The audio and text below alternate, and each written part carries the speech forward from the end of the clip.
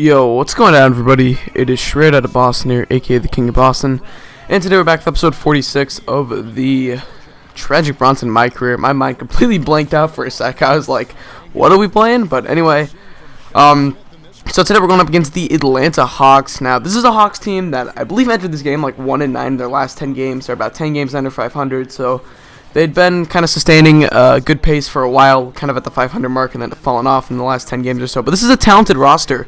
It's a very similar team to the one they have in real life, but they've had additions such as under Iguodala, you'll notice right away starting, as well as role players such as Jeff Green and Nate Robinson. Now, I am a little bit sick still. I think I mentioned in my last commentary, but I'm still a little bit sick. My nose is really stuffed up right now, so I might sound a little bit different. I'm not really too sure, though, but either way, I apologize if you guys think I sound different or something. That would be why. Not changing the audio settings or anything like that. But speaking of settings, if you guys follow me on Twitter, you know that I'd ranted over the past probably week or so, kind of on and off, about the quality of my videos, and how I think that they've become less sharp over the course of just like the last 3 months or so. Like, I looked back on a couple old videos and they just looked much more sharp than the ones that I post now. It's just looking at the 360p, which is what I usually watch videos in, and comparing it to some of my passers. But I think I fixed it, actually. It wasn't a problem with my render settings. I think it was a problem with my preview settings, actually, in Sony Vegas, which didn't make a lot of sense to me at first, but when I thought about it, it's the only thing I changed. I used to have the preview. You guys, okay, you don't care. You guys don't care.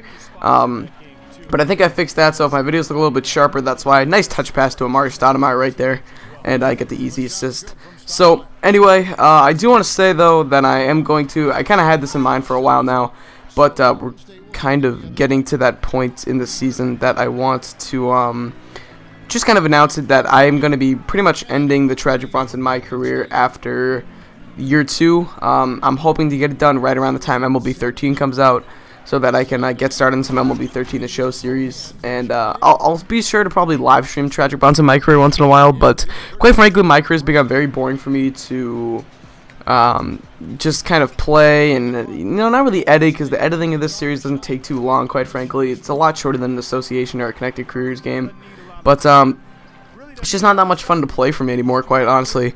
Like, I was playing my next game of the series against the Nets earlier today, and I got about halfway done with it, and I just was bored with it. I was like, I can't sit through another half hour of this, quite frankly. Just not too interested in it. So it's likely going to be ending after year 2. I'll be sure to do a wrap-up and stuff like that. I'll make sure that at that point I'll put them on the 2K share so you guys can download them and use them for yourself, whether it be in Create a Legend or Association mode or whatever.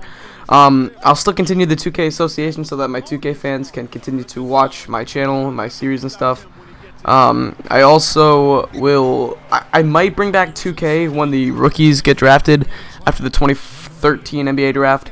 I could possibly do something like I did way back when last summer, when I did a My Player for, it was only like a 2 or 3 episode My Player, because I just didn't focus on that series as much as I focused on my other series, but I was playing with the real rookies and stuff, so I could do something like that.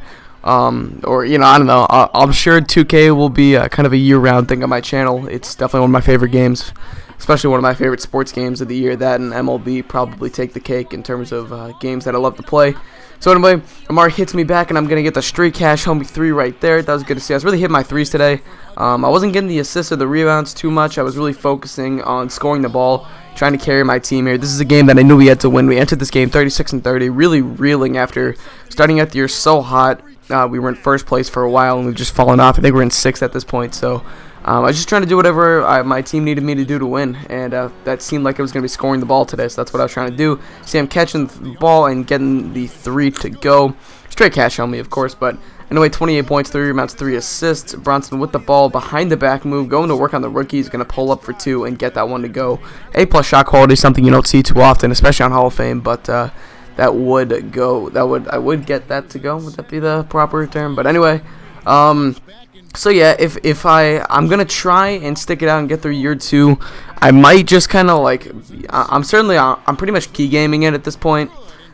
This was like a game after a key game, so that's why I showed this game, because I didn't show the Hawks ever, I don't think, actually. But I'll try to get through the rest of the regular season and just get into the playoffs, and when I get that done with, if there's still a little bit of time before I want to start one of my MLB series, I'll probably just post some extra Titans videos or association videos. Man, I'm having so much fun playing the association right now. I got like 4 episodes of that coming out this weekend, or this week if you count the off-season video, and then I have like 3 gameplays coming out, because like all I wanted to do this weekend was just play that. It's so much fun. It's by far my favorite series. Now presented by Sprint. So good to have you along on 2K Sports as the season nears its end. Let's check out what's going on. The Golden State Warriors are ahead against Atlanta. Offensively, they're making it look ridiculously easy. Everything's falling. A tremendous first half for insanity. At the break, he's been a big scorer. He's racking up the points. He's been dynamic on both ends of the court, finding teammates, playing tough D on the other end. A scrappy effort by Atlanta. Smart decision-making offensively, great ball handling. They've been limiting turnovers. Lewis Williams bringing his A-game tonight. He's got 8 points and some nice plays offensively, getting the assists going. That's it for us here in the studio. Thanks so much for watching. I'll see you next time. Alright, sorry about that, guys. I always seem to get cut off by the halftime report. I always just kind of forget where it is, and I'm not paying attention to my timeline in Sony Vegas sometimes. But look at the poster on Al Horford right there. Al Horford, man, he's been rumored to be in a possible trade for Dwight Howard, which I think would make a lot of sense for both sides. I mean, Horford is a very good young player. I don't really know if he would fit into the D'Antoni system, but they'd have kind of 2 tweeners, so to say. Not tweeners with the typical tweener of like small forward to power forward, but Pau Gasol and Al Horford both don't naturally fit in as centers, even though Horford's been playing center for the past couple years now. But, neither of them really fit in as centers. They're kind of more natural power forwards. Even though Pau Gasol is like 7'1", he still just doesn't have the body of a center. So that'd be interesting to see how that would work out. I think Dwight might end up going to Atlanta this offseason, especially if they don't re-sign Josh Smith. They're going to have a lot of cap room. And I don't know if they don't re-sign Josh Smith, what Dwight's appeal to going there is going to be, outside of the fact that Atlanta is his hometown. But I think the combination of Josh Smith and, Atlanta being Dwight's hometown could persuade Dwight to eventually go there, because I personally don't think he's going back to LA. None of the other landing options, I don't know what a lot of teams' cap space is, but it'll be interesting to see, obviously. So I'm getting the and one dunk there, and I'm gonna end up, after converting the free throw, we're gonna take a 3-point lead or 2-point lead. So really trying to get the team back in this game at this point. Now it's 81-all.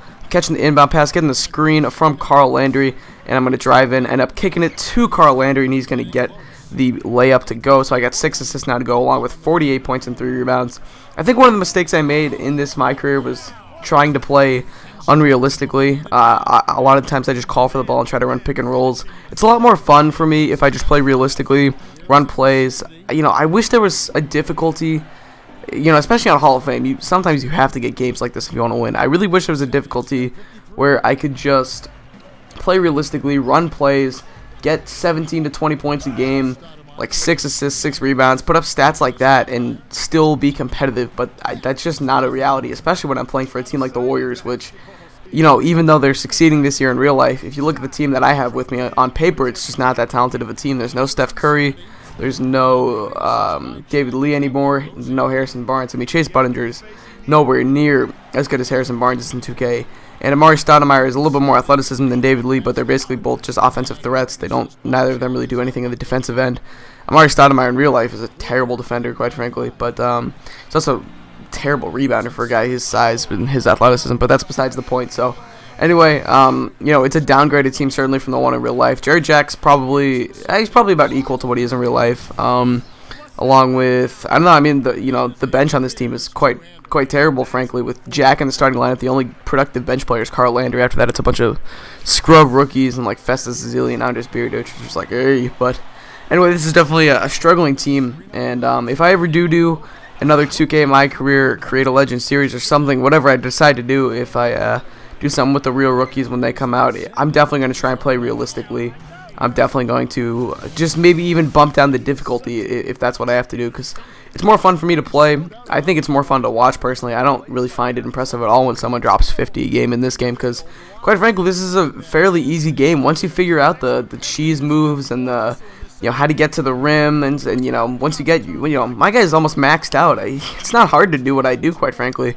A lot of people probably think I'm a very good player at 2K, but honestly, like when I play like online games, I get wrecked a lot. I mean, I think I'm about 20-20 in online games, something like that. So, you know, a lot of it is just me using a 99 overall player with 5 signature skills and just knowing how to use him. You know, he's good at the things that 2K13 was meant to be built around, and that's dunking the ball, that's shooting threes, and yeah, that's pretty much it. Dunking and shooting threes, and you know, Tragic Bronson is obviously very good at doing that, and you know, I certainly built him based around that type of style. So, you know, it's not that hard, quite frankly, to do well in my career this year, and I don't mean to put anyone down who struggles with this game. That's fine. I was terrible at 2K12. I played on Pro for a lot of it and just started to get good towards the end of 2K12. I'm just saying that for me personally, I've put so many hours into 2K13. I figured out the game.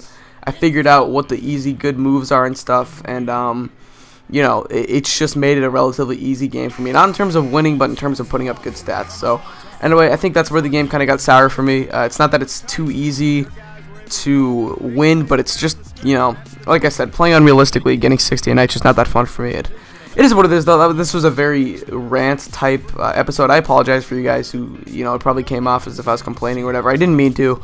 I just kind of was expressing my opinions, which is something I like to do through YouTube, of course. It's one of the reasons why I do it. But anyway, that's going to wrap up this video. So I thank you guys for watching. Hope you did enjoy. I'm going to leave you guys with the press conference and stuff as always. So as always, I'm out. Peace. Coach singled you out tonight as having a great game in the loss. Does it help to know that your solid performance didn't go unnoticed even though the team couldn't pull out the win? Glad he saw it, man. I was beginning to think all my hard work got lost in the rest of the sloppy play by this team. It ain't easy to see the diamond in the rough sometimes, even when the diamond is massive and shiny. But even so, it don't make much of a difference to me seeing that we lost the game. That's the real issue here. We got to take advantage of performances like this by me instead of squandering them by having the rest of the team play like it's a pickup game or something.